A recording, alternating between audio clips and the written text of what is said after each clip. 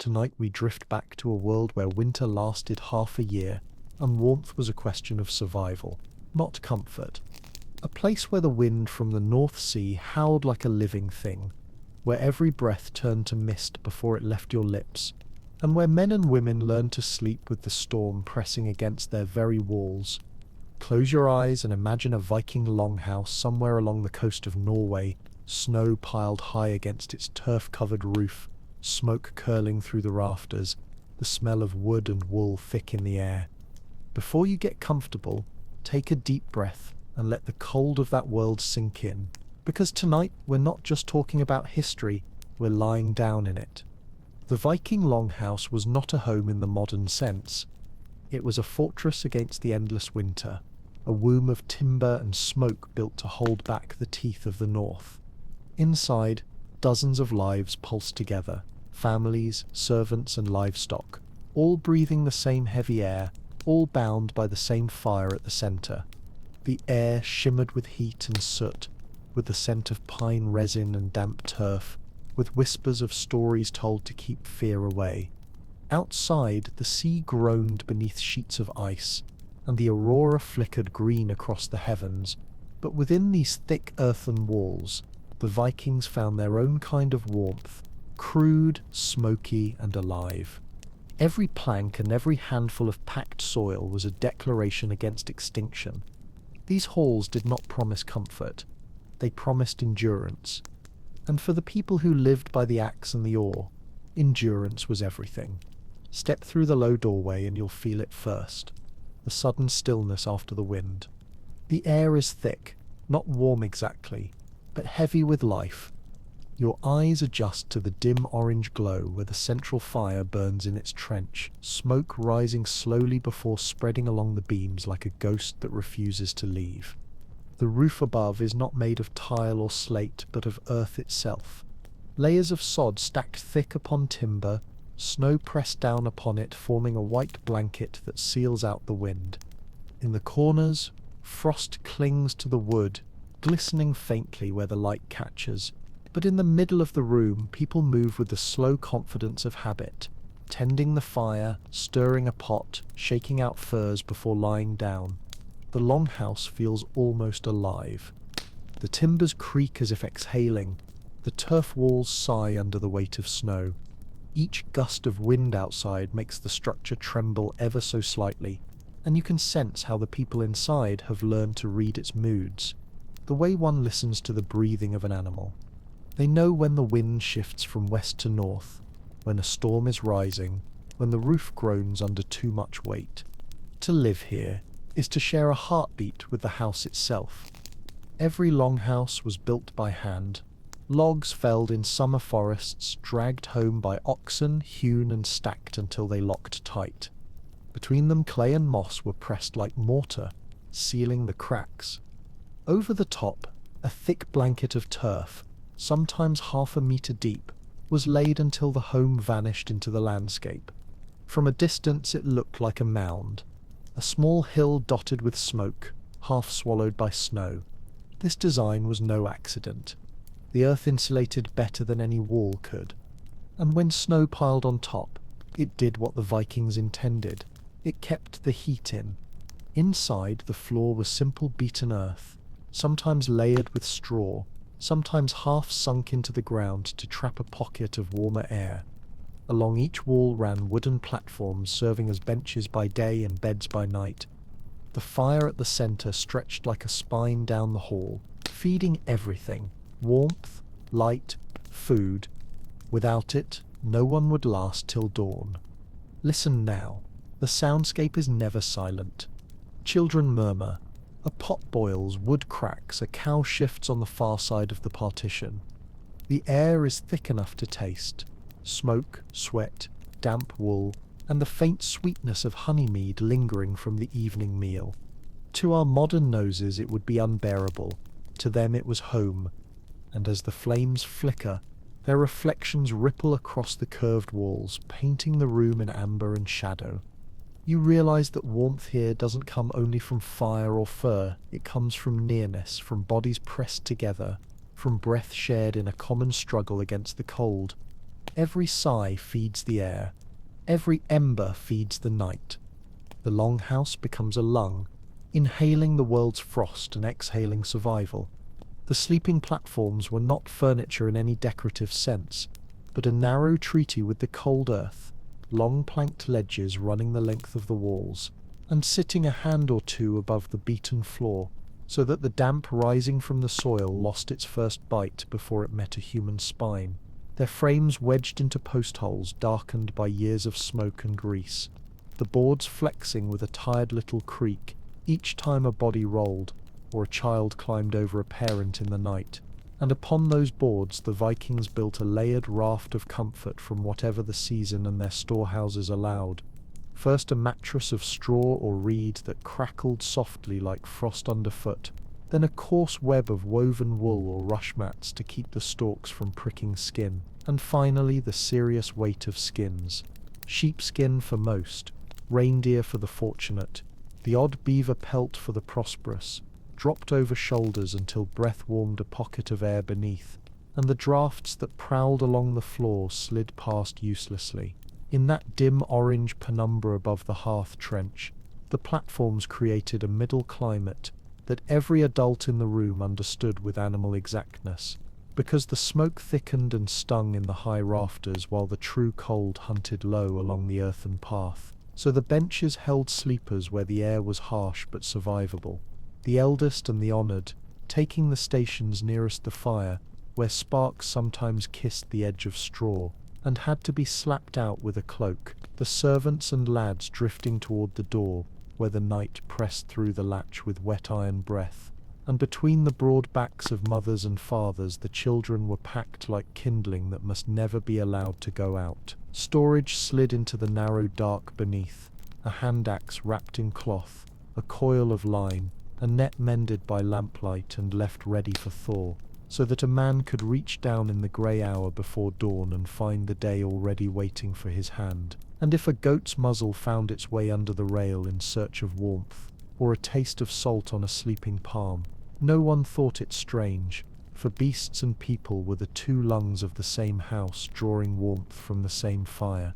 There were nights when a careless ember burrowed invisibly into the bedding, and announced itself with a ribbon of bitter smell, and then the whole bench came alive in a rustle of furs and whispers, a mother pressing ash with her thumb until the glow died, a grandfather grumbling that in his youth the boards were thicker, and the sparks flew straighter, and after the small danger passed the longhouse settled again, bodies fitting back into the grooves they had carved with years of lying in the same places, the same elbows and knees remembering the same knots in the wood. No one expected sleep to fall like a curtain and stay. It came in tides that matched the fire's own breathing. First a hush as bellies full of broth and barley dragged the limbs into heaviness, then a stirring when the trench dimmed and someone rose to bank the coals with ash, so the red heart would last till morning.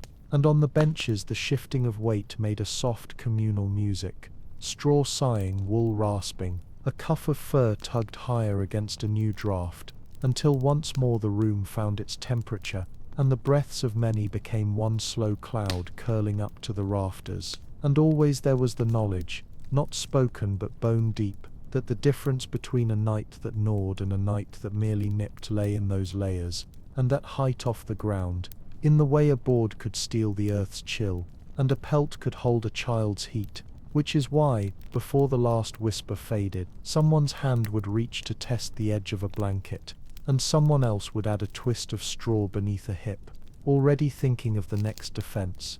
The thicker winter cloaks, the heavier skins, the careful way to trap warmth so that the cold kept out for an hour might be kept out for two. The fire at the center of the hall was not merely a tool but a heartbeat, a restless, breathing presence that defined every hour of the night and every inch of warmth that still dared to exist within those thick turf walls, its glow painting the faces of those half asleep and half awake in a flickering dance that blurred the line between waking and dream. And even though the Vikings spoke of gods and ancestors, the truth was that nothing was worshipped more faithfully than that slow, unpredictable flame. It hissed when damp wood met ember.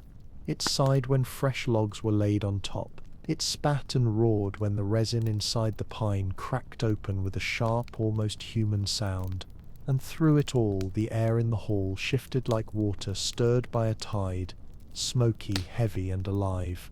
The hearth itself was simple.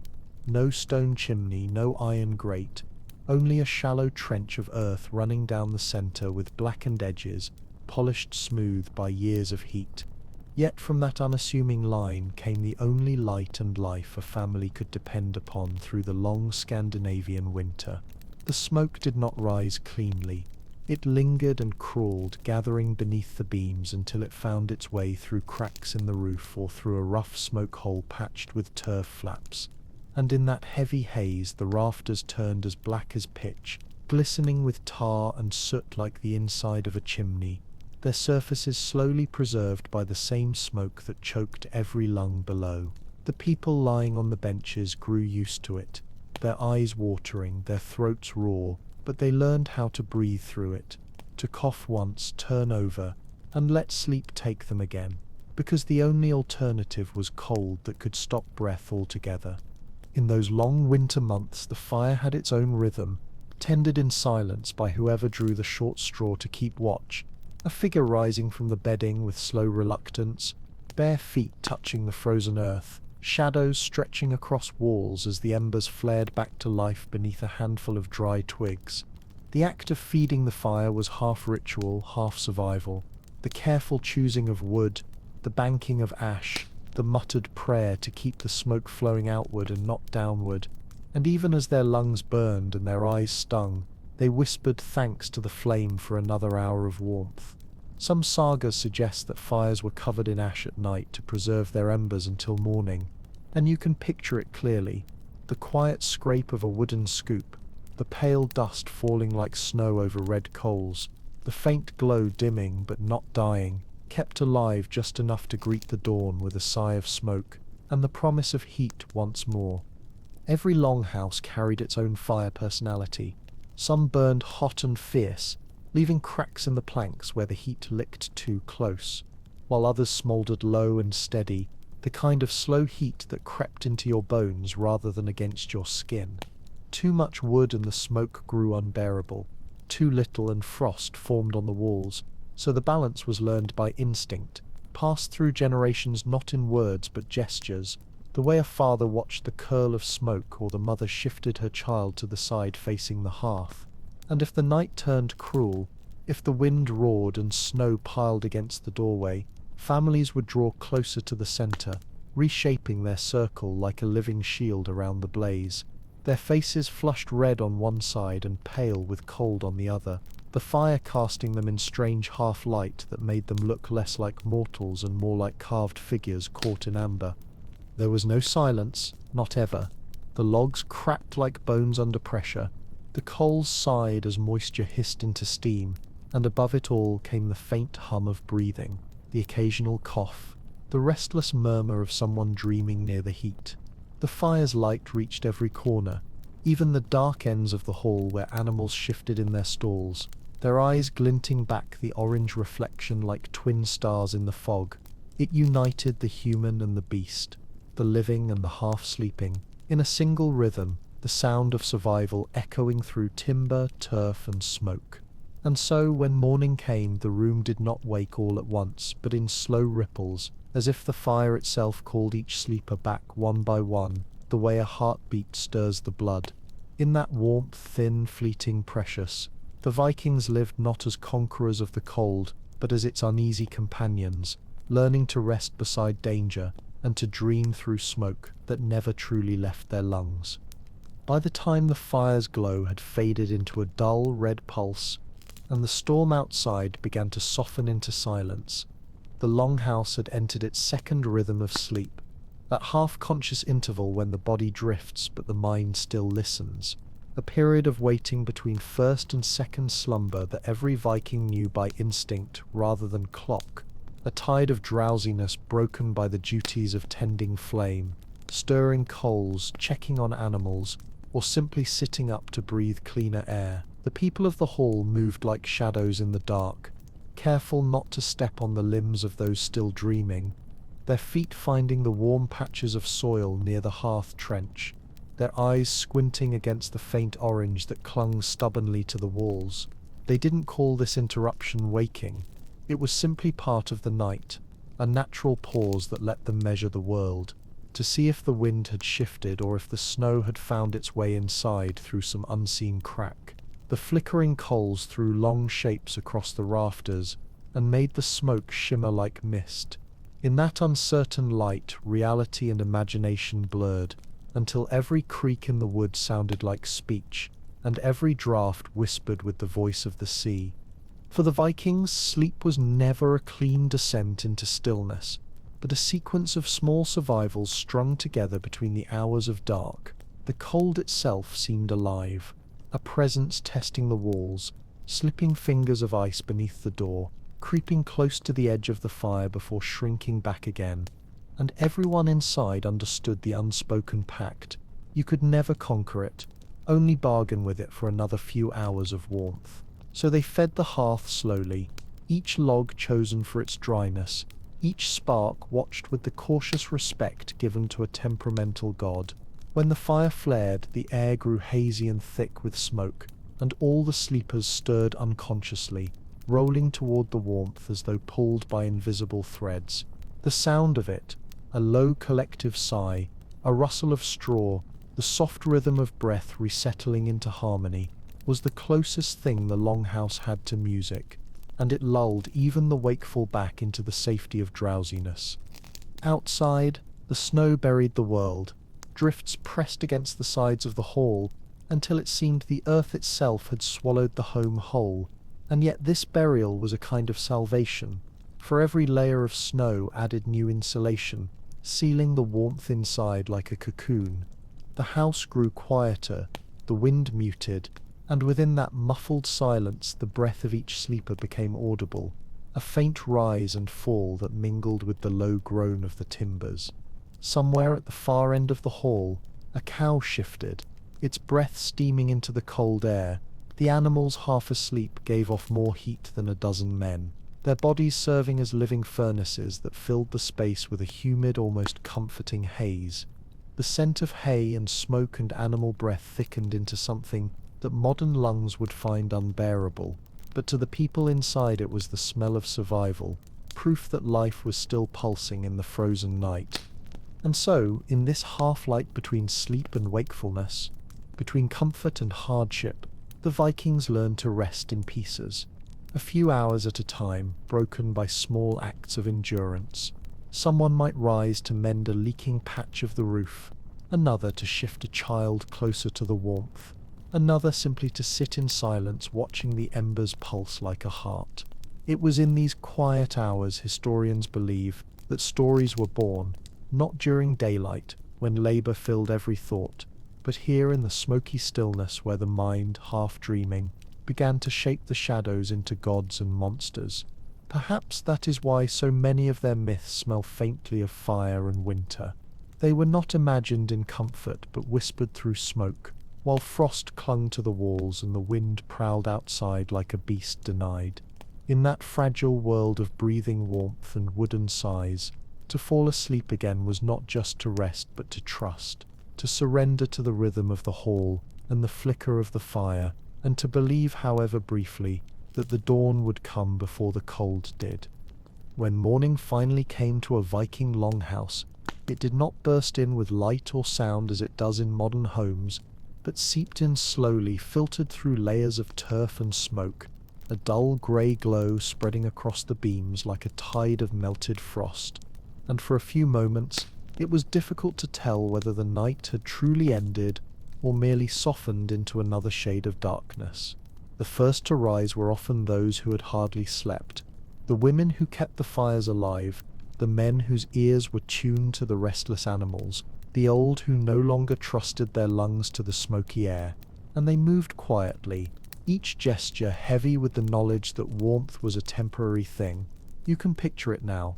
The faint crackle of rekindled embers, the soft crunch of straw beneath bare feet, a hand brushing soot from a pot hung over the hearth, and the steady rhythmic breath of cows on the other side of the partition. The hall was a study in contrasts. the air above still veiled in smoke and shadow, while the earth below steamed faintly from the night's accumulated heat, and everything smelled of persistence, singed wool, damp turf, old ash, and life that had refused to freeze. Children stirred reluctantly under layers of fur, blinking through tangles of hair that smelled like the hearth itself, and even the smallest movement, the stretching of a limb, the sound of a cough, became an echo in the cavernous silence. The longhouse did not wake all at once. It breathed itself back to life in stages, like some hibernating beast, exhaling warmth into the bitter world outside. To step beyond the doorway at dawn was to be reborn into cold so sharp it burned, the kind of air that made your lungs ache and your eyelashes turn white with frost. But to those who lived here, this was not suffering.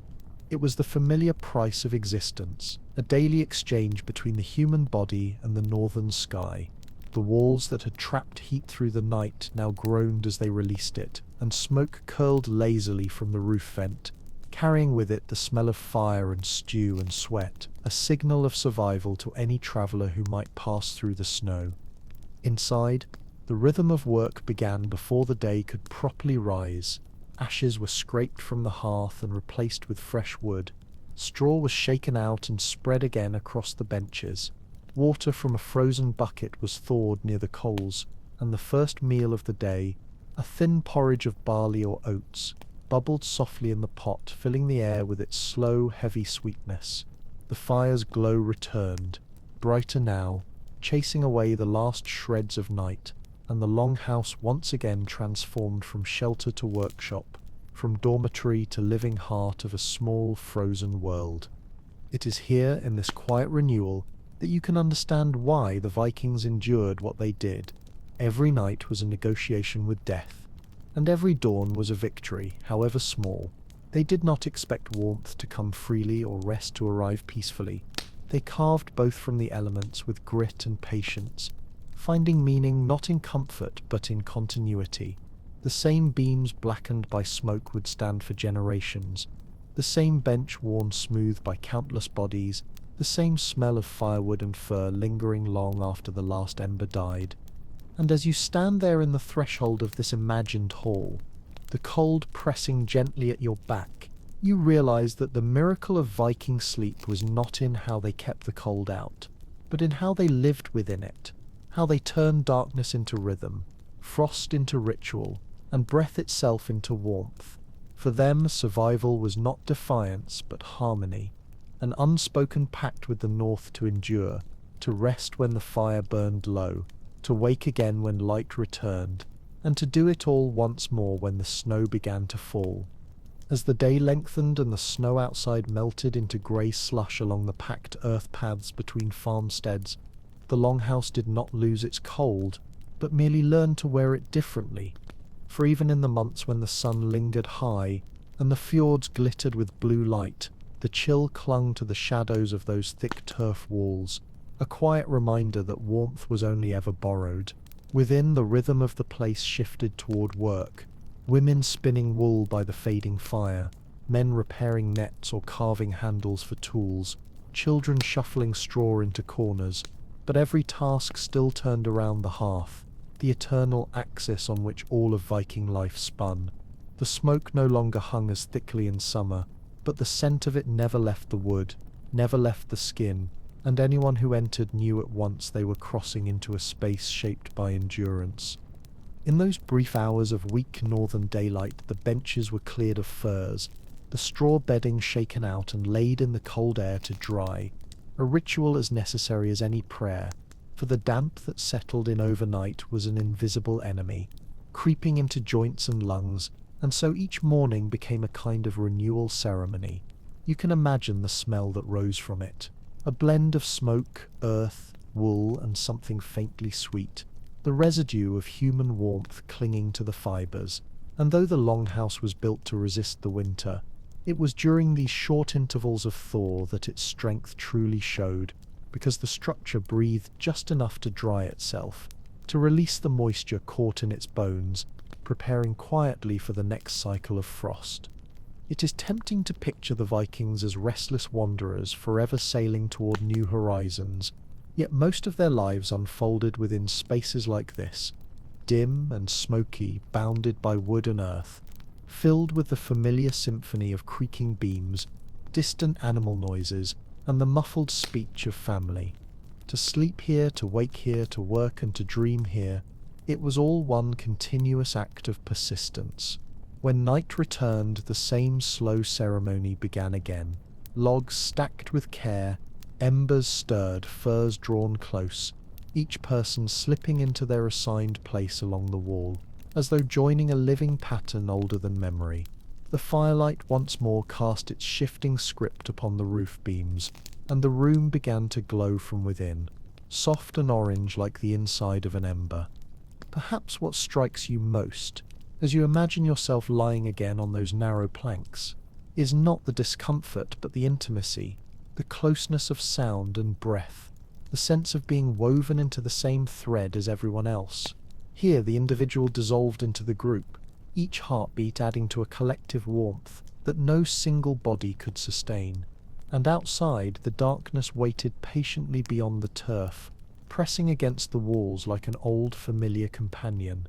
The Vikings did not chase it away. They lived alongside it, breathing in rhythm with its chill. Their sleep was never peaceful in the modern sense. It was fractured, smoky, restless, but it was whole in its purpose, the perfect mirror of their world, hard, enduring, communal, and always awake enough to feel the fire. By the time the flames thinned to a faint red glow and the voices quieted to whispers, the Longhouse became again what it had been for centuries, a cradle of survival swaying gently between heat and frost, a space where the thin line between life and death narrowed to the width of a plank and the thickness of a fir. And in that uncertain stillness, as your breath rises in the dim air and settles once more into the common haze, you understand the secret the Vikings never wrote down: that warmth was not a thing to be owned, but a moment to be shared, stolen together from the heart of the winter, one long smoky night at a time. When the winds howled hardest, and the fjords froze into sheets of dull silver that cracked under the weight of their own silence, the Longhouse stood as both a refuge and a memory of endurance carved directly into the earth, its low, sloping roof nearly invisible under the snowdrifts that merged it with the landscape, so that from a distance it looked less like a building and more like a mound of buried life, steaming faintly where the smoke pushed through its vents. Inside, time slowed until it felt almost suspended, and the thin boundary between waking and sleeping vanished entirely, replaced by a kind of hibernation shared by everyone and everything that breathed within those walls. The fire smouldered low, glowing through its bed of ash like a secret heart, and the people gathered around it, knees drawn to chests, hands cupped near the warmth, their faces ambered by the light, while beyond them the outer world howled itself into exhaustion. It was during such nights that stories were born, not the grand sagas of kings and battles, but the smaller, quieter legends told in whispers, the tale of the traveller who followed the aurora across the sky, or the fisherman who caught a whale that sang like a man, or the god who disguised himself as smoke and hid beneath a family's roof to watch them live. These stories rose and fell with the crackle of the fire, woven from equal parts memory and imagination, carrying the rhythm of breath itself. Each one was a thread binding the listeners to something larger than themselves, to ancestors and spirits, to winters long past and those yet to come. And when the last voice trailed into silence, the Longhouse exhaled, a deep, slow sigh that seemed to carry both fatigue and gratitude, and the darkness folded over the sleepers once more. The air was thick with life, even in stillness. The low rumble of a cow shifting its weight, the quick exhale of a child curled under a fir, the faint rustle of straw as someone turned in their sleep. No one expected silence here, because silence belonged to the snow outside, to the lifeless world beyond the turf. Inside was always motion, always sound, the breathing of the house itself, and as warmth pooled low around the hearth, it spread like an invisible tide, pressing gently against the cold that seeped through every seam. The turf roof groaned as the wind pushed harder, and the timbers creaked like the ribs of a living creature, yet no one stirred in alarm. This was the music of their shelter, the familiar pulse of endurance. In the soft light, faces looked almost sculpted, their features calm in the half-glow, their hair glistening faintly, with moisture drawn from the smoky air. You could trace the history of a winter in those faces, lines of weariness, of patience, of quiet strength, learned not from triumph but from repetition. They knew that the cold would not be conquered, only endured, and that endurance was its own kind of glory. Outside, snow continued to fall in silence, piling higher against the walls, sealing the hall in deeper warmth. And beneath that weight, life went on, stubborn, flickering, and utterly human. Somewhere near the fire, a woman stirred, rose, and moved softly toward the sleeping benches, tucking a pelt around a shivering child, her silhouette bending and straightening in a slow rhythm that seemed older than language. She did not speak. She did not need to. The motion itself was the story, the same one retold for centuries in every winter, in every longhouse, in every family that refused to vanish into the snow. When she returned to her place, the light caught her face just long enough to reveal a brief smile, small and tired but real, and then even that faded into shadow. And so the night continued, thick with breath, layered with warmth, bound by the fragile grace of ordinary persistence. Nothing about it was heroic in the way sagas remember. There were no battles, no gods descending from clouds, only fire, smoke, and bodies pressed close, fighting the same fight their ancestors had always fought. Not for glory, not for conquest, but for another dawn. In that quiet struggle surrounded by the scent of wood smoke and wool, the Vikings were not warriors or raiders or legends. They were simply people asleep beneath the hum of their own survival, dreaming beneath a roof of earth, while the storm whispered endlessly across the frozen north.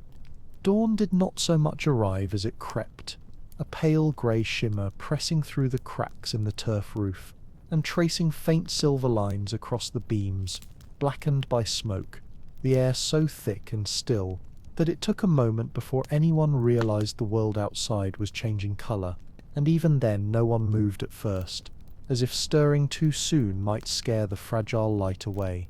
The cold inside the hall had teeth again, small and sharp, biting at the exposed skin of hands and faces. The fire had collapsed into a mound of dull embers that breathed out their last warmth in small sighs, and the air tasted of ash, wool, and the faint sourness of night-old breath. One by one, the sleepers began to stir beneath their heavy furs. A cough, a stretch, a groan, the sound of life unfolding after long stillness. And soon the entire longhouse was a slow-motion awakening, each movement measured and necessary, each gesture a repetition of every dawn that had come before. The first to rise was always the one closest to the hearth, the keeper of embers, to kneeling, their hair falling forward like a curtain of soot. They prodded at the ashes with a stick, until a faint red gleam appeared, coaxing it gently with a twist of dried moss or a scrap of kindling. The glow responded like something alive, pulsing weakly, then flaring brighter with a crack and a rush of faint smoke. A single breath made the difference between warmth and death, and so they leaned close and whispered to it. Not words exactly, but a rhythm of care learned through generations, the human breath lending itself to the fire's breath until both rose together. When the first flame caught, licking the wood with orange fingers, a small murmur of relief rippled through the hall. The day had begun. The longhouse's rhythm was not one of hurry but of ritual. Water melted over the hearth became porridge, straw bedding was shaken out and turned. The youngest carried buckets of slush outside, leaving brief footprints that froze solid the moment they touched the air. The animals stirred too, the sound of hooves and low breaths mixing with the renewed crackle of the fire.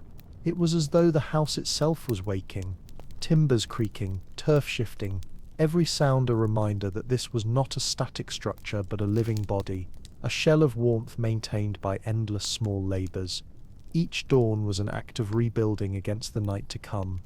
You can almost smell it now, the sharp tang of pine sap from new firewood, the smoky sweetness of porridge thickening in an iron pot, the earthy musk of hides warming after the cold. The air begins to move again, rising toward the roof vent where smoke leaks in lazy swirls, carrying with it the memory of 1,000 other mornings exactly like this one. Outside, snow still lies deep against the walls, but thin shafts of sunlight cut across it, glittering like dust suspended in the air, and inside the longhouse that fragile light meets the warmth of the fire and turns everything golden for a moment. The wood, the straw, the faces of those waking slowly to another day. For the Vikings, this was life not in the grand sense of conquest and glory, but in its truest, most elemental form: to wake, to breathe, to build the day from the ashes of the last.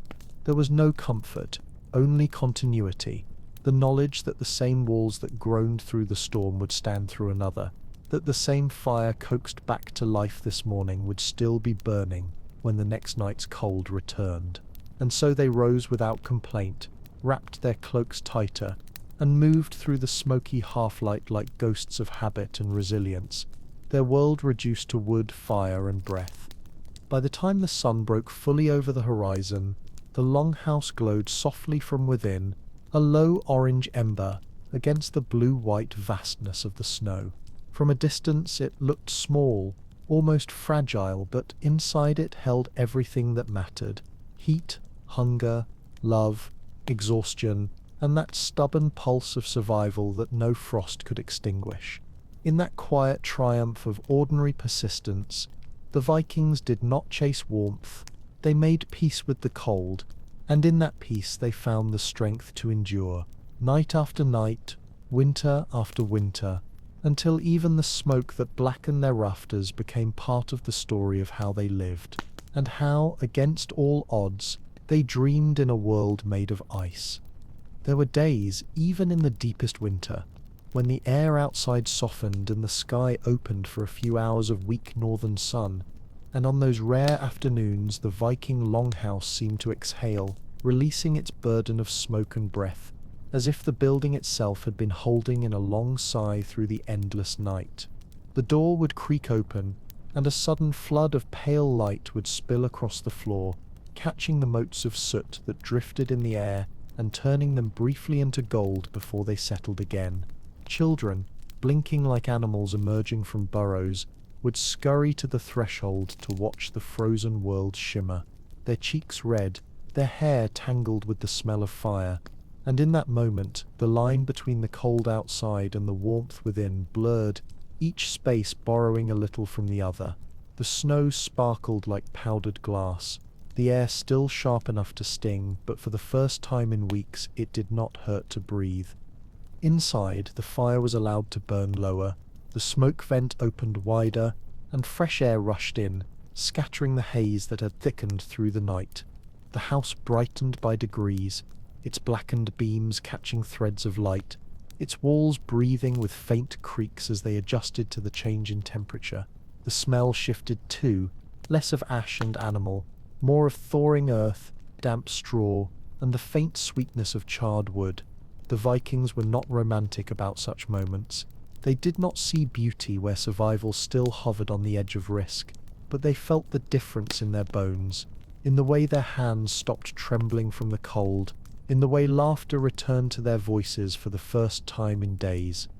These brief respites were times for repair, mending torn furs, tightening the ropes that held the roof timbers, cleaning soot from the cooking pots. You can imagine them sitting along the sleeping benches, their rough wool clothing dappled with light, the rhythmic sound of a knife scraping hide, the slow murmur of conversation that carried the same warmth as the fire. A woman plucked stray straw from a child's hair, a man sharpened a blade, the metallic rasp echoing softly against the wooden walls. Even the animals seemed to sense the reprieve, shifting lazily, their breath less frantic now that the air had turned kind for a while. The hall was still dim, still smoky, still rough, but in this fragile peace it felt alive in a different way, as though the house itself smiled for the first time in months. If you stood in the doorway then, you'd see a world caught between death and renewal, frozen rivers flashing like mirrors, snowfields glowing under the low sun, thin threads of smoke rising from distant farmsteads. Everything was still, waiting. Yet beneath the stillness you could sense movement, sap stirring under bark, ice cracking under its own weight, the earth dreaming of spring. The Vikings must have felt that same stirring inside themselves, a reminder that the darkness would not last forever, that warmth, however faint, would return. And so they tended their small fire as though it were a promise. They fed it slowly, not to chase the cold away entirely, but to hold a fragile balance, the same balance that had kept them alive through every storm before. When the light began to fade again, slipping behind the mountains, the longhouse gathered its breath once more. The vent was closed, the fire coaxed higher, the furs shaken out, the benches reclaimed for sleep. Night reclaimed the hall, but it did not feel like defeat. It was simply the cycle continuing, the rhythm of existence repeating itself as it always had.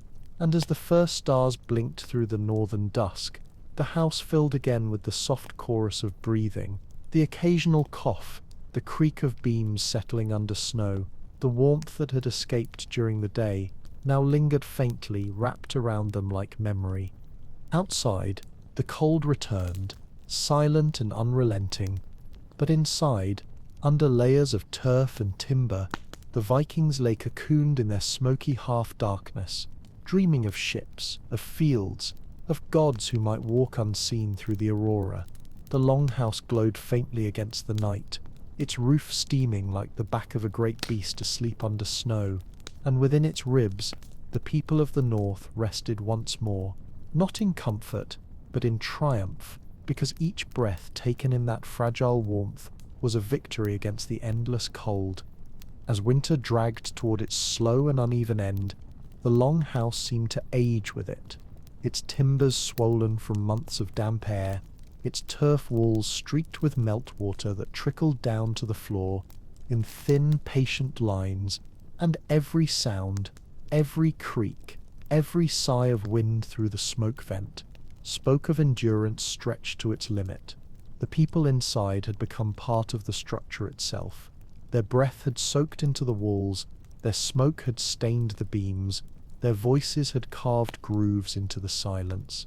Nothing in the hall was clean or new anymore, yet everything in it was alive.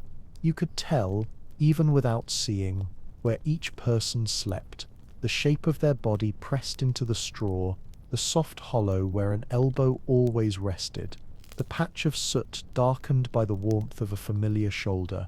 To live here was to be etched into the house's memory. By now the smoke that once clung like a curse had turned into something almost sacred. It drifted lazily through the rafters, slower now, as if the cold itself had grown tired. In that suspended air, sunlight filtered through a slit in the roof, a pale, almost ghostly light that turned each wisp of smoke into gold. For a fleeting moment the entire hall shimmered, the straw, the furs, the worn wood, all catching the same quiet fire, and for that heartbeat in time the longhouse no longer felt small or primitive. It felt eternal, like a heart still beating under layers of earth and snow, the same heart that had pulsed through generations. The people stirred slowly in that light. No one spoke at first, words would have broken the spell. A woman knelt by the hearth, her hands blackened with ash as she stirred the pot from the night before. Its contents thickened into something halfway between meal and memory. The smell of barley and smoke filled the air again, sweet and heavy, clinging to everything it touched. A man brushed frost from the inside of the doorframe, opened it just wide enough to let in a ribbon of icy air, and for a brief instant the fire hissed and flared, its reflection flickering in his eyes before he shut the world out again. The cold outside was not the enemy anymore, only a familiar adversary, patient, predictable, and understood. They no longer noticed the discomfort. Not really. The coughing from the smoke, the ache in the joints from cold planks, the faint burning in the eyes, all of it had been woven into the texture of life, accepted like the rhythm of breath itself. Children who had once complained of the chill now played in the shadows, their laughter muffled by the walls. The elderly muttered half-remembered prayers to ancestors whose bones had rested beneath the same roof decades before. The fire crackled softly, a thin thread of sound running through everything like a pulse. And then came the thaw, the quiet one, the kind that happens not with a roar but with a whisper. Outside, snow began to sag under its own weight, the hard crust turning to slush that slid from the roof in slow sheets. Drops of water tapped gently against the timber, a steady dripping that felt almost like music. Inside, the air grew lighter, the smoke rose faster, and for the first time in months the longhouse smelled faintly of wet soil rather than frost. A single fly, confused by the warmth, circled near the hearth. Someone laughed softly, the sound small but contagious, and soon others smiled too, not because life had become easier, but because it had survived another season's test. By evening the fire burned lower again, reduced to a soft, steady glow that pulsed against the gloom like the memory of sunlight. Outside the snow was still deep, but the wind had lost its edge. It whispered now instead of howled. The people of the hall settled onto their benches, their bodies sinking into familiar grooves, their furs pulled high to their chins. Sleep came without ceremony, without fear, without even thought, just a long shared exhale as the house darkened once more.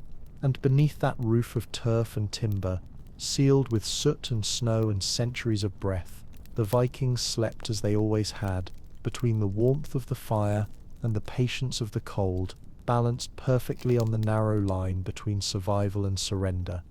When the first true spring finally arrived, it came not as a single sunrise or thaw, but as a slow uncoiling, a loosening of the world that the Vikings could feel long before they could see it. The ground beneath the longhouse softened day by day, the ice at the edge of the ford cracked with a hollow sound that echoed like the breaking of a spell, and even the air inside the hall began to smell different, less of soot and frozen earth, more of damp soil, moss, and the faint sweetness of pine. The people stirred with it, like sleepers stretching out of a long dream, their movements unhurried but purposeful, their voices hushed with the reverence one shows to something sacred and long awaited. For months they had lived in the hush of smoke and shadow, in a world reduced to breath and flame. Now the light crept back, pale but steady, sliding across the blackened beams like the touch of something divine. The turf roof began to drip in earnest, its long icicles surrendering to the sun, the steady patter of meltwater striking the earth with a rhythm so gentle that even the children stopped to listen. The animals shifted restlessly in their pens, snorting at the unfamiliar warmth, stamping at the floor as if testing the thaw beneath. Men stepped outside to test the sky, their boots sinking slightly in the slush, steam curling from their mouths in the lingering chill. For the first time in half a year they could see beyond their walls, the pale glimmer of distant hills, the glint of unfrozen water, the faint colour of grass still trapped beneath frost. To the Vikings this was resurrection made visible, the turning of the great wheel that governed their lives, the proof that the gods had once again kept their end of the bargain. Inside, the longhouse seemed larger, lighter, its oppressive ceiling of smoke finally lifting into the open vents, the air flowing clean and sharp through cracks that had been sealed all winter. Every object seemed to wake along with its people, the furs softening in the warmth, the benches creaking with life again, the tools catching stray beams of sunlight and flashing like small stars. A woman hung her bedding on a wooden pole, letting the wind brush away the stale scent of sleep. A man scraped soot from a cooking pot until it gleamed faintly. A child crouched near the doorway, tracing patterns in the mud with a stick. These were not acts of cleaning so much as renewal, small ceremonies of gratitude that required no priest, only patience. And yet, even as warmth seeped back into the world, the memory of winter lingered in every breath. No one in the longhouse forgot what it had cost to outlast the cold, to keep the fire alive through those months when the sun itself seemed a rumour. The blackened rafters, the scorched straw, the smoke-stained walls, they were reminders, not of suffering but of endurance. To sleep beneath those beams was to know that life had persisted through its own trial by ice, and that persistence was a kind of faith. The Vikings never sought comfort from the world. They made pacts with it, bargains written in sweat, smoke, and breath. That night, as the new season settled over the land, the fire burned softer, its glow reflecting in the damp sheen of freshly thawed earth. The longhouse breathed quietly, its walls still damp but no longer shivering, its people spread once more along the benches that had cradled them through the dark. Outside, the wind carried the smell of salt from the sea, mingling with the scent of soil and smoke, and somewhere far off a raven called, its voice echoing across the thawed fields like a promise. In the half-light before sleep, a man stirred the embers one last time, the sparks lifting lazily into the vent and disappearing into the night. He lay back, pulling a fur over his shoulders, and smiled faintly at the sound of dripping water, the sound of the world beginning again. Around him the longhouse breathed in unison, the pulse of 100 nights spent defying the dark still alive in its walls. And as the fire dimmed to a soft golden glow, the Vikings slipped into a gentler kind of sleep, not the tense slumber of survival, but the quiet rest of those who had endured and found the world waiting for them on the other side of winter. In the gentle light of early summer, when the air outside the longhouse carried the scent of wet earth and sea salt, the world of the Vikings transformed almost imperceptibly, from survival to living, from endurance to renewal, and yet the memory of the long, cold nights remained stitched into the very grain of the walls. The turf roof, once sealed tight against snow and wind, now sprouted small green shoots that trembled in the morning breeze, turning the longhouse itself into a fragment of the earth reborn. Smoke no longer poured thickly from the vent, but drifted thin and lazy, a ghost of winter that refused to disappear entirely, as though the house still exhaled its memories of frost and hunger. The people who had huddled in silence for months now moved with a lighter rhythm, not rushing, because haste was foreign to those who had learned patience from the cold, but steady, deliberate, and deeply aware of the fragile balance that warmth offered. The fire still burned at the center, smaller now, not the roaring defiance it had been in December, but a companionable glow, enough to heat food, to dry wool, to remind them that life's core still needed tending. Around it, laughter returned, low at first, cautious, then open and full, bouncing softly against the beams as if testing their strength. The benches that had been beds through the endless dark now served as seats for weaving, carving, mending nets, or telling stories that seemed lighter now, less haunted by the threat of night. Even the animals, kept through the winter as living furnaces, were led out to pasture, their bleats fading into the hills until the silence inside felt startling, almost too large. The longhouse, stripped of its winter chaos, became suddenly vast, an echoing shell filled with air and light where the smoke used to hang. You can almost hear the stillness that follows, a different kind of quiet than the suffocating one of snowstorms. This was the quiet of peace, of space, of a world finally breathing without strain. The men repaired boats by the shore, the women laid herbs to dry near the fire, and the children, barefoot now, darted in and out of the doorway, tracking mud across the floor that no one bothered to sweep. The house did not mind. Its floor had known worse. The smell of spring was everywhere, wet turf, birch sap, smoke, and the faint sweetness of mead being poured into wooden cups. And yet, for all the brightness, no one forgot that the fire at the center was the same one that had burned through the blizzards, the same flame that had drawn their ancestors to sleep, shoulder to shoulder through nights when the world felt frozen in place. Every Viking knew, without speaking it aloud, that winter would return, maybe in months, maybe sooner, and so each day of light carried a kind of quiet gratitude, as though the warmth itself were a guest to be treated with care. Before sleeping, someone always rose to bank the fire with a practiced hand, covering the coals with ash until they glowed like buried treasure, and for a moment the hall would fall silent again, the only sound the soft sigh of the sea beyond the walls. In that silence, the rhythm of centuries could be felt, the pulse of survival repeating itself, the whisper of wind over turf, the breathing of sleepers wrapped in furs even when the air outside was gentle. The longhouse remained what it had always been, not a monument but a memory made of wood and earth, alive as long as someone lay within it.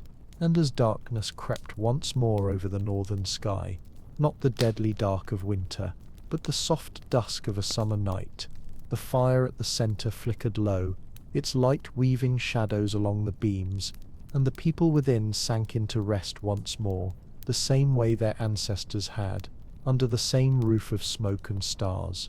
The cold was gone for now, but the habit of warmth, of drawing close, of breathing together, remained, the inheritance of all who had learned to sleep through the longest nights of the world. By late summer, when the fjords glimmered like sheets of molten silver, and the air carried a softness that made even the sea winds smell of grass and salt, the Viking longhouse seemed to forget, for a little while, the darkness it had endured. The turf roof was alive now, green, thick and blooming with tiny yellow flowers that swayed lazily in the heat. Bees hummed around the doorway, where smoke still rose faintly from the vent, but not in clouds anymore, only in ribbons, slow and graceful, curling into the sunlit sky. Inside, the same walls that once trapped the smell of smoke and sweat now glowed in amber light, and every beam, every plank, every soot-darkened surface seemed to hold its own quiet warmth. The benches were cleared of heavy furs, the straw bedding was replaced with woven mats, the air that had once choked with soot now smelled of honey and pine. You can almost see it. The hearth fire banked low, glowing in the centre like a tired heart, content just to exist. The sound of laughter carrying from the open doorway as children ran in and out, their bare feet pattering on the earthen floor. The low murmur of women spinning wool, their fingers moving with the ease of muscle memory. The rhythm of men working outside, sharpening blades, mending fishing nets, patching the seams of boats that would soon slip back into the water. It was during this brief golden season that life inside the longhouse expanded into something larger than survival. The darkness no longer pressed against the walls, and so the people filled that space with talk, with song, with the soft sound of tools shaping wood. Meals stretched longer. Laughter lingered after sunset. The fire that once represented endurance had become the center of gathering, the hearth no longer just the line between freezing and breathing, but the place where stories were told and songs hummed softly into twilight. You can imagine how the air must have felt, thick with warmth, but not oppressive, touched by the faint sea breeze that slipped through the cracks in the walls and stirred the hanging herbs that dried above the hearth. The longhouse had become a living thing again, breathing slowly, its rhythm softer, its heart steady. Even the animals kept outside now added their voices faintly to the evening chorus, the lowing of cattle, the distant bark of a dog, the soft ring of a bell carried over the field. At night, when the sun finally slipped low over the horizon and the air cooled, the family would still gather close to the fire, though less out of necessity than habit. The flames cast the same amber light as always, the shadows stretching up the walls, painting the rafters with the shapes of their stories, sagas retold, small jokes repeated, prayers murmured without fear.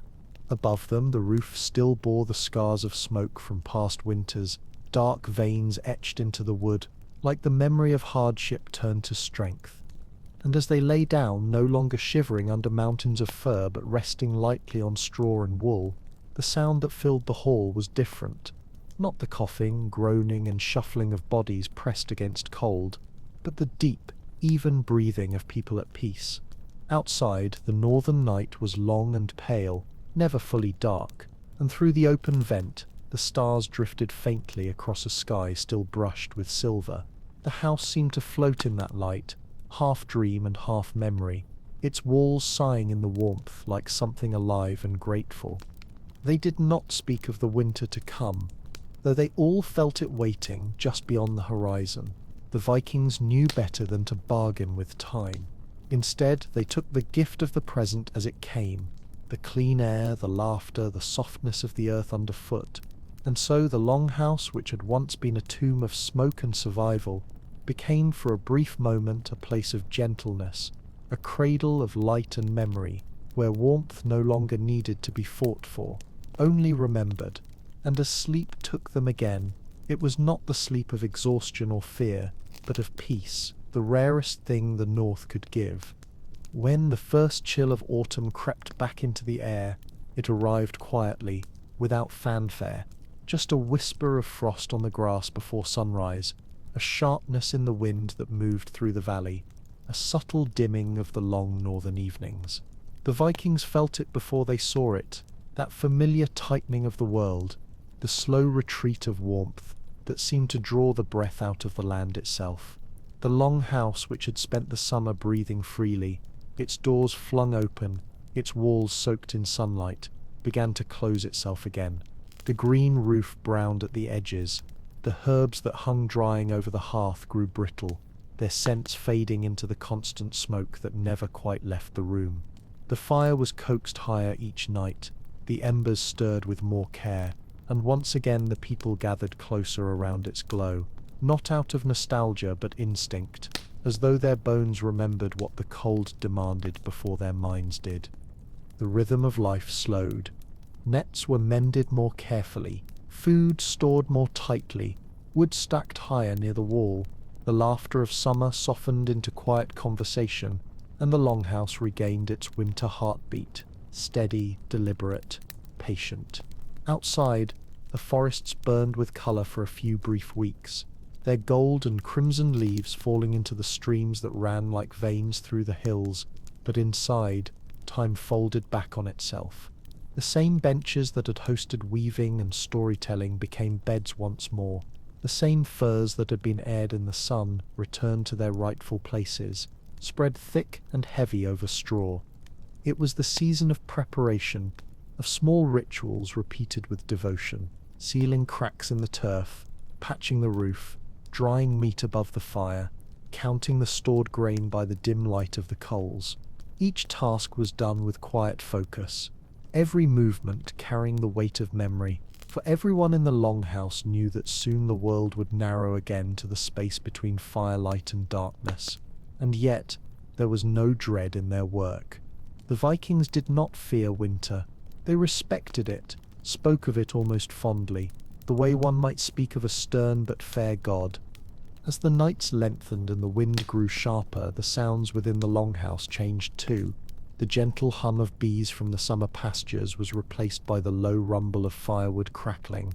The faint bleating of animals brought closer to the walls, the sigh of children settling into familiar furs. The smoke vent was adjusted again and again, too wide, and the warmth fled, too narrow, and the air thickened until breathing became an act of will. The people inside managed this balance with the same patience as always, guided not by tools or instruments but by the subtle language of the air, the tilt of the flame, the way their skin felt when the wind shifted. You can almost see it now. The flicker of light on faces half hidden by shadow, the steady rhythm of hands working even after the sun has vanished, the quiet murmur of a song rising softly through the smoke, one of those old tunes that had no clear beginning or end, only a long, winding melody that sounded like the turning of the seasons themselves. Outside, the leaves finally gave way, and frost returned to the fields, creeping in from the edges until it coated everything with silver. When at last the first snow came, drifting in slow spirals through the night, the Longhouse met it not with fear but with readiness.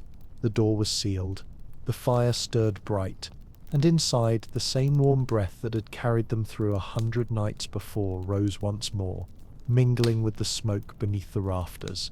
The circle was complete, life folding gently back into the shape it knew best. The glow of flame, the whisper of wind against timber, the closeness of bodies sharing warmth. In that moment, as the snow settled thick on the roof, the Vikings lay down again beneath their furs, and the Longhouse returned to its truest form, half home, half heartbeat of the winter world, the place where warmth was not merely found but created, one breath, one ember, one night at a time. As the second winter of their lives beneath that same roof began to take hold, the Vikings no longer measured time in months or moons, but in fires tended and nights survived, for the cold did not arrive all at once, but crept like a memory, returning in fragments, a sharper dawn here, a frozen bucket there, until, before anyone spoke of it aloud, the longhouse was once again sealed tight against the white silence outside. The walls, layered with turf and soot, had darkened even more since the year before, absorbing the ghosts of every fire that had burned within them, and now they seemed to glow faintly in the firelight, as if the past itself radiated warmth. The roof sagged under new snow, its weight pressing the structure into the earth, and the sound of it, soft, relentless, muffled, became part of the house's breathing, a steady heartbeat against the endless hush of the frozen world beyond. Inside, the rhythm of winter settled easily back into the bones of the people who lived there. Each movement was familiar, the careful way the logs were stacked by the hearth, the practiced flick of a wrist to stir the ash, the slow pulling of furs higher at night. No one needed to be told what to do anymore. The work of survival had become its own language, spoken without words. They knew which planks would creak when stepped on, which walls let in the faintest draughts, which corner of the fire burned hottest. The longhouse had grown to fit them as perfectly as their own skin, worn, scarred, but alive. The children had learned, too.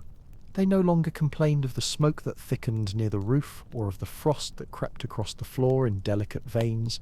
Instead, they traced those icy patterns with their fingers and called them the writing of winter, laughing quietly as their breath rose like small ghosts into the dim air. The elders smiled at this, not because it was funny, but because it was ancient. The same laughter, the same games, the same warmth drawn from the same fire that had carried their ancestors through countless winters before. Outside, the fjord froze completely, locking ships in place like bones caught in ice, and no sound reached the hall except for the groan of wind through the cracks of the door and the occasional cry of a raven circling above the frozen fields. Inside, that emptiness was filled by stories, voices rising and falling like the flame itself, recounting old raids, gods who walked among men, the beasts that lived beneath the sea. The sagas were not entertainment but medicine. They warmed the mind the way fire warmed the skin. Each tale carried a pulse of heat through the listeners, a reminder that they were still alive, still capable of shaping meaning from the long dark. When the blizzards came, and they always did, the longhouse held, snow piled thick against its sides until no light at all could enter, and the door itself became a wall of white. But inside the air grew almost comfortable, the snow's weight sealing every crack and making the walls hum with stillness. The sound of the storm faded until only the hiss of the fire remained. In those hours the world outside ceased to exist. There was only this, smoke, breath, and the glow that painted every face in shades of amber. People slept in intervals, waking to tend the coals or feed the animals, their bodies rising and lying down in rhythm with the flicker of flame. It was during one such storm that the old man, whose beard had gone white as the snow itself, lifted his head from his bedding and whispered to the young ones nearest the fire, "The longhouse is our ship now, the snow is the sea, and we sail it together." No one answered, but they all felt it, the truth of it.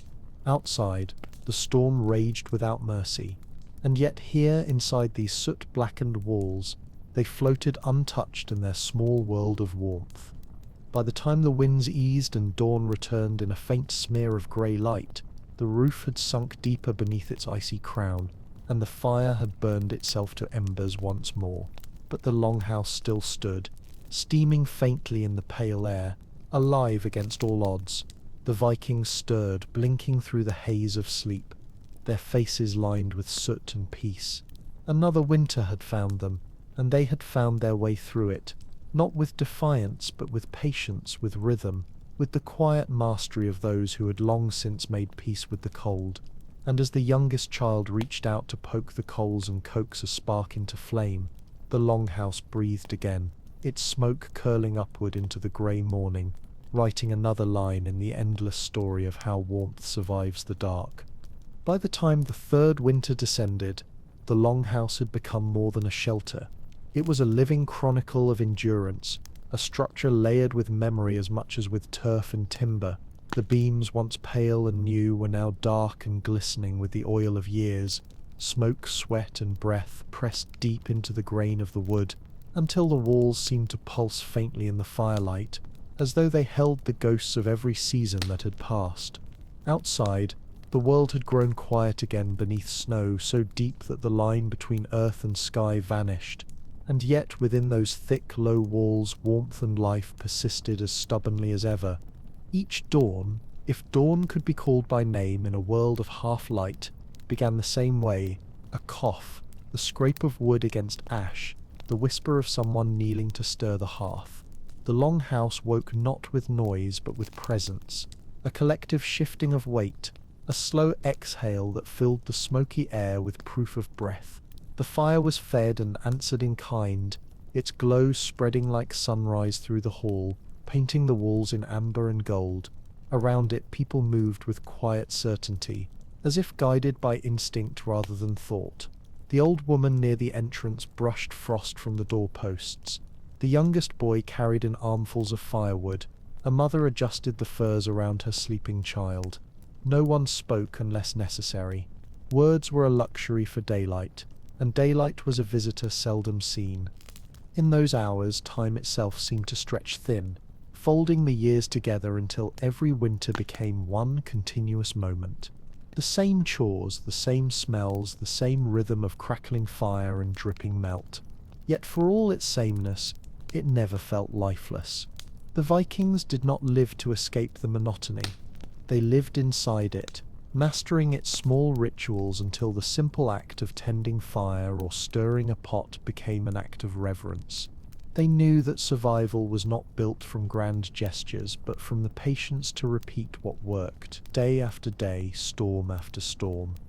Outside, the wind dragged snow across the frozen ground in long, low sighs that sounded almost human, and sometimes, when it pressed hard enough against the walls, the Longhouse answered with its own creak, a deep, wooden groan that blended into the storm's voice. To anyone listening in the dark, it might have sounded like conversation between the house and the world. Inside, the people moved closer to the fire, drawing their benches inward until knees touched and furs overlapped. Heat rose, breath mingled, and for a while the difference between one body and another vanished. The entire household became a single organism, bound by warmth, by breath, by necessity. In the far corner, the livestock shifted, hooves scraping the earth. The smell of hay and smoke thickened in the air, and though it would have choked a modern throat, to the Vikings it was comfort itself. The smell of life, of endurance, of everything that kept the frost at bay. Someone began to hum, a low, steady tune without words, older than memory. It was not a song for others to hear, but a rhythm for the soul, a way to match breath with time. One by one, the others joined in, softly, unconsciously, until the sound filled the Longhouse like the purring of a giant animal. Hours passed, or perhaps days. It was hard to tell. The fire lived, then dimmed, then lived again. Food was cooked in thick, smoky steam, its scent mingling with the musk of firs and the tang of pine resin. The children slept, their faces smudged with soot, their hair glowing faintly in the light. The old whispered to the young about gods who had walked in winters far harsher than this, and how those gods had survived not through strength but through patience and flame. And when the night deepened again, when even the fire sank low and the air grew heavy with the scent of ash and sleep, the Longhouse settled once more into stillness. Outside, the snow fell soundlessly, erasing every track, every mark of motion. Inside, the world contracted to a single point of light, the faint red glow of the embers pulsing like a slow heartbeat. It was there in that hush between breath and flame that the truth of their existence lived, not in conquest or glory, but in the quiet art of outlasting the dark. And as they drifted into sleep, Wrapped in the familiar weight of wool and fur, the fire's last sparks leapt upward into the smoke hole, vanishing into the frozen sky like fragments of memory. The longhouse breathed once, deep and soft, as if sighing in relief, and outside the wind paused, listening. As the years passed, the winters blurred together until even the oldest among them could not say which storm had buried the roof highest, or which thaw had come soonest. For in the memory of the longhouse all seasons were one long heartbeat, a slow, steady rhythm of fire and frost, of life pushing back against silence. The turf roof, once thick and green, had grown wilder, sprouting coarse grasses and small stubborn flowers in the short summers before being buried again in snow. And though the house itself had aged, it had taken on something almost human, a quiet patience, a wisdom carved from endurance. It creaked like a sigh when the wind rose, groaned like an old warrior settling into his furs, and when the fire burned low, the shadows that flickered on its walls looked like memories come to rest. Inside, generations changed as the seasons did. Children who had once slept, pressed between their parents, now had children of their own. The old ones spoke less, their words replaced by gestures, by the weight of habit. They had learned long ago that nothing new could be said about cold or fire or the way smoke clung to skin. Yet the unspoken language between them was rich. A nod meant bank the fire, a glance toward the rafters meant close the vent, and a single raised hand could silence an entire hall when the wind howled too sharply outside. There was no need for words in a place that had already heard everything worth saying. The longhouse itself had become their calendar, its smells and sounds announcing the passage of time better than the sun. The thick, wet odor of earth after rain meant spring was breaking through. The faint sweetness of drying grass drifting in through the cracks meant summer was near. The taste of smoke that thickened each night marked the approach of winter's first bite. And when the frost came again, it came not as surprise but as something remembered, an old friend knocking at the door. By then, firewood had grown harder to find, so every spark was treated like gold. Children were sent farther into the forest, their small figures vanishing among the black pines, returning at dusk, dragging branches through the snow. The hearth burned smaller now, its glow dimmer but steadier, and around it they sat closer, the line between generations blurring in the warmth. An old man would tell a story and pause halfway through, his grandson finishing the sentence as though the words had passed from blood to blood. Outside, the sky hung low and grey, the world reduced to the sound of wind over frozen ground. Inside, that same wind hummed faintly through the cracks in the wall, a long, low note that wove itself into the rhythm of the fire. It was as if the house and the storm were speaking to each other, two old voices in an endless conversation. The people listened without fear. They had learned that the cold had its own music, and that life existed not in defiance of it, but in harmony with its steady ancient song. And on nights when the aurora shimmered faintly above the roof, pale green light bending and rippling through the sky, someone would always open the door just a crack. For a moment the cold would rush in, sharp and clean, setting the furs trembling on their backs, and they would all look upward, their faces bathed in ghostly light. They said it was the gods walking the heavens, but maybe it was something simpler, the world reminding them that it still turned, still breathed, still waited. Then the door would close again, the wind silenced, and the longhouse would settle back into its own warm dark.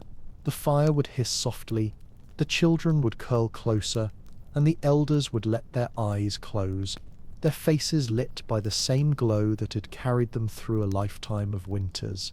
And in that familiar hush, they would fall asleep once more, not fearing the cold, not even resisting it, only resting beside it, as they always had, in the quiet heartbeat of firelight and snow.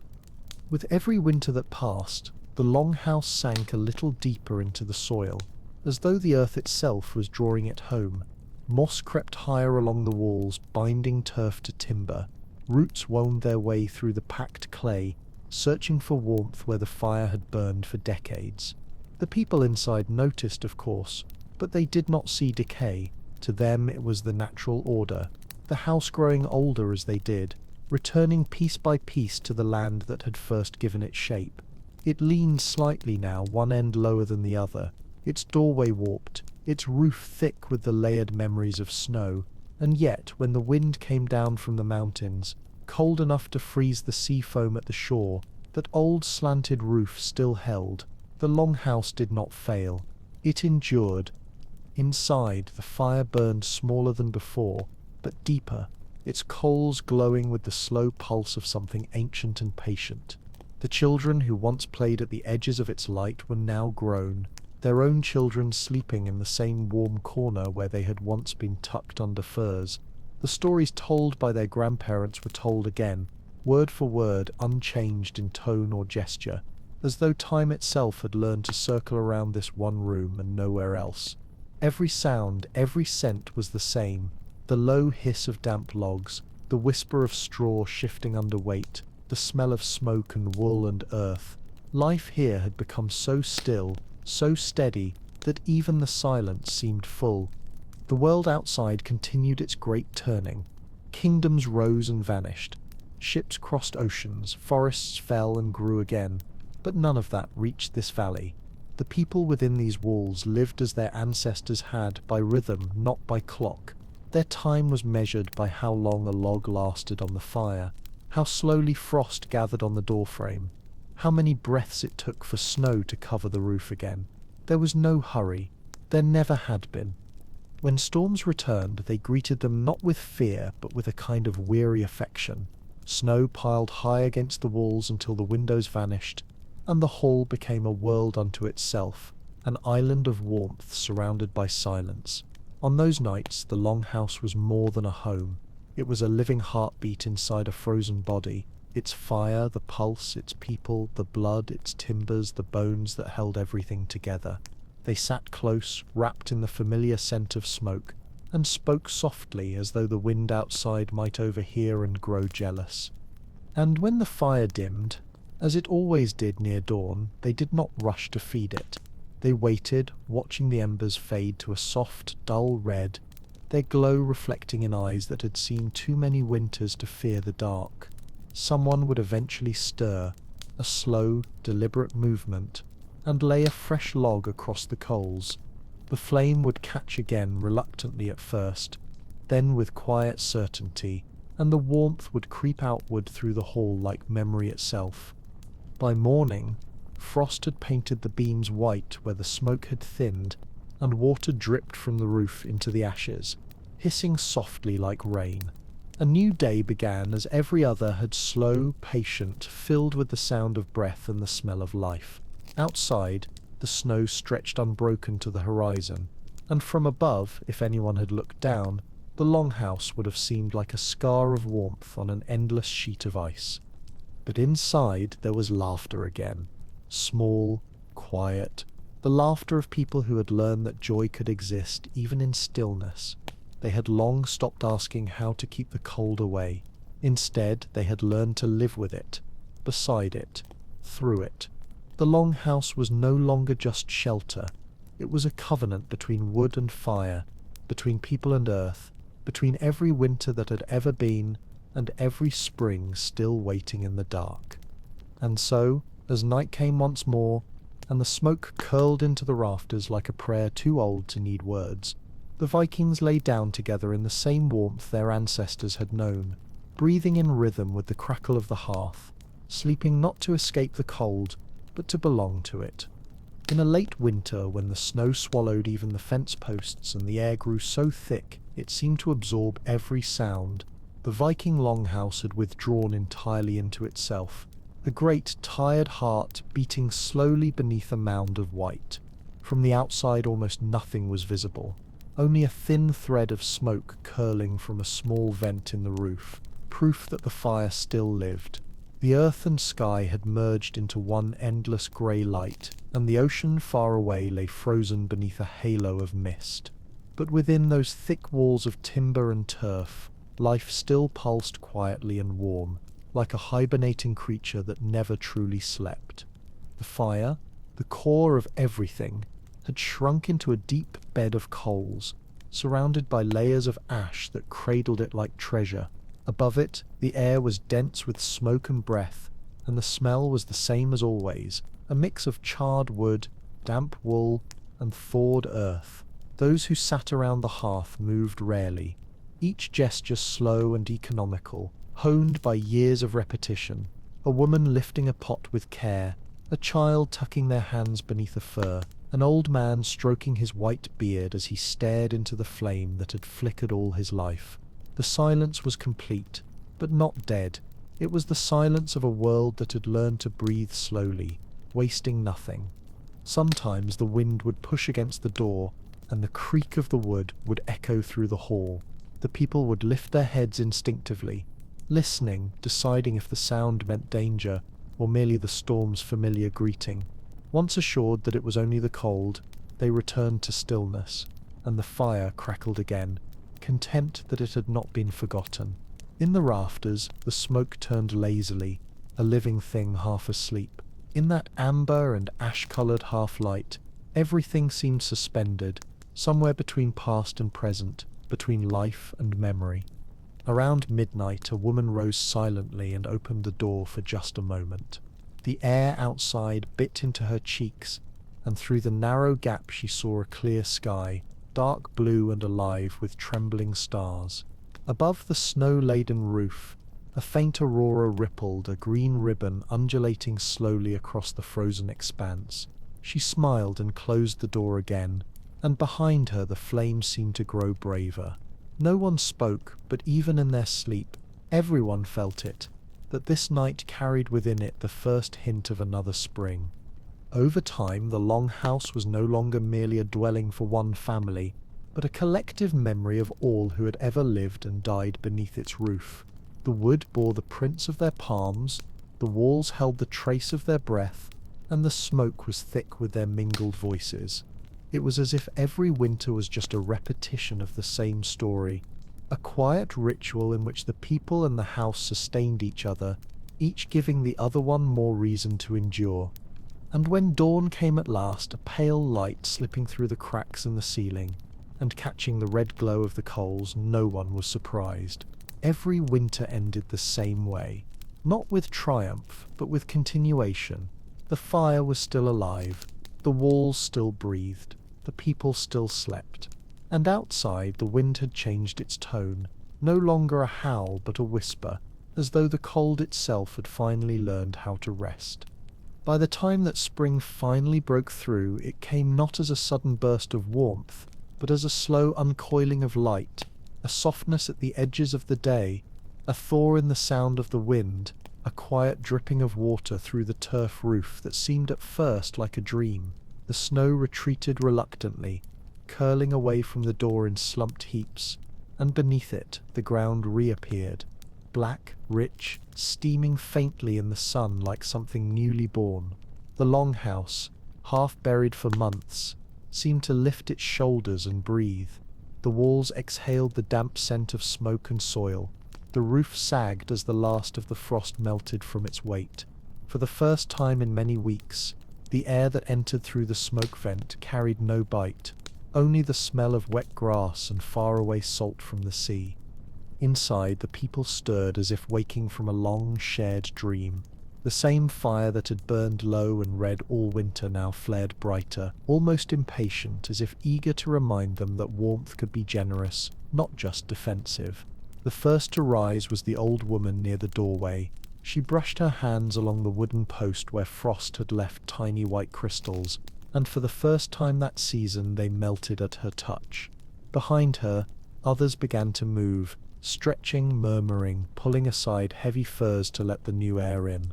The children, blinking in the pale sunlight, crawled closer to the door, marveling at the thin streams of light that sliced through the smoke and turned the dust in the air into floating gold. Soon, the Longhouse came alive with movement. Straw bedding was shaken out, ashes cleared from the hearth, tools repaired. The smell of burning wood gave way to the scent of fresh bread baking on hot stones, and laughter returned, tentative but real. Outside, the animals were led blinking into the light, their hooves sinking into the thawed earth steam rising from their bodies like mist. The sound of them, lowing, bleating, stamping, filled the valley once again, the same valley that only days before had seemed lifeless beneath its frozen crust. As the days lengthened, the rhythm of survival softened into something closer to peace. Evenings were no longer consumed by the urgency of fire and cold. They were filled instead with talk, with the slow telling of stories, with the simple pleasure of listening to the rain tap gently on the roof. The Longhouse, once a fortress against the dark, became again what it had always secretly been, a place of gathering, of continuity, of memory. The smoke that had once choked the rafters now drifted thin and blue into a sky that stayed bright well into the night. And in that soft, endless twilight, the people of the house found themselves smiling without reason. And yet, even as warmth returned, no one forgot what the cold had taught them. Each plank, each stone, each breath of smoke carried the memory of nights when the fire was their only heartbeat. They did not speak of those nights as suffering, but as a kind of sacred test, proof that endurance itself was a form of grace. The children listened to their elders tell of the storms and the silence and the auroras that shimmered above the frozen world, and though they could not imagine such darkness, they felt its weight in the way the old ones spoke.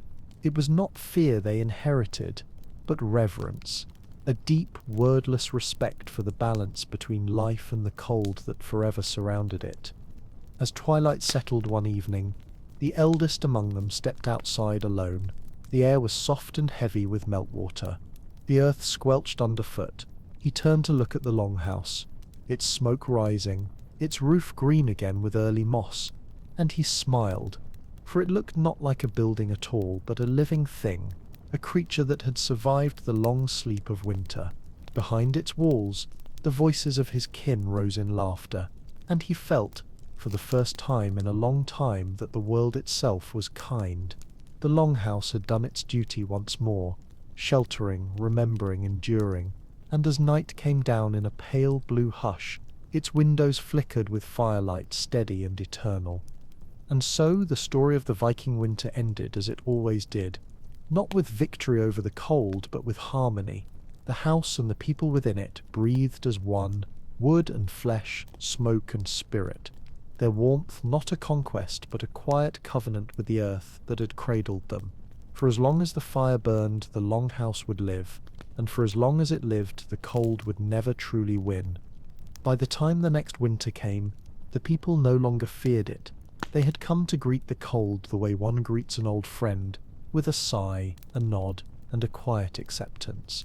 The first frost no longer brought dread but recognition, a rhythm so deeply written into their bones that even the children, who had never known warmth without struggle, met it calmly. The longhouse, older now, leaned a little further toward the earth, its timbers darkened to the colour of midnight.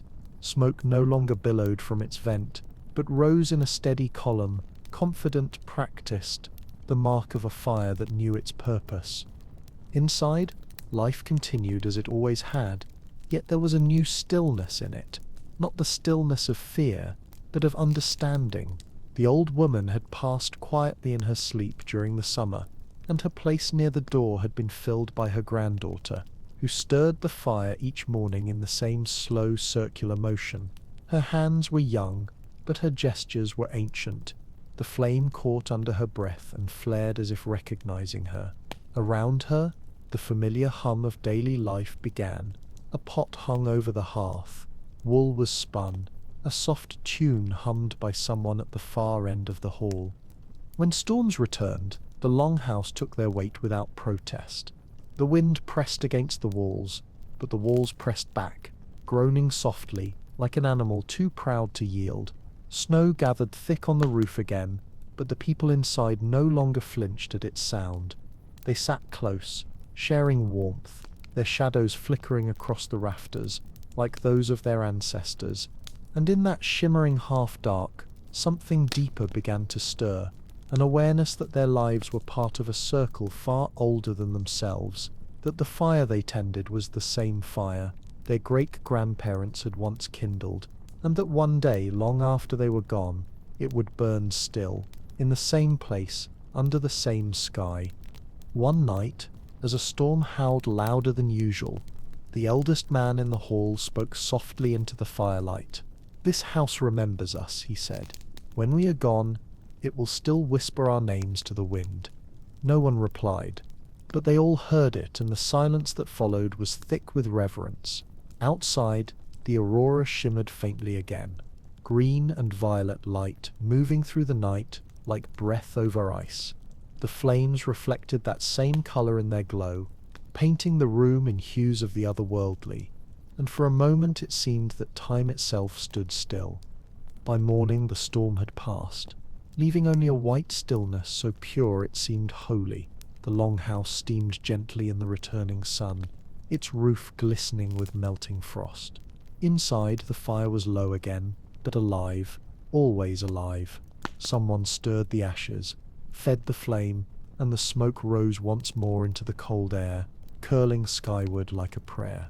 The people went about their day quietly, unaware that they had already become part of legend, that the life they lived, ordinary and small, would echo for centuries, as a story of patience, of endurance, and of warmth drawn from nothing but will. They did not know that someday their walls would fall, their hearth crumble, and their valley be covered in grass again. But it did not matter. What mattered was that for one more winter, the fire still burned, and the breath of the living still mingled with the smoke of their ancestors. The longhouse stood, and because it stood, the world felt safe. Centuries later, when the archaeologists arrived, the valley had long since gone quiet. The longhouse was gone, swallowed by the earth that once sheltered it, but its outline remained, dark stains in the soil, charred fragments of timber, a long black scar where the hearth had burned for generations.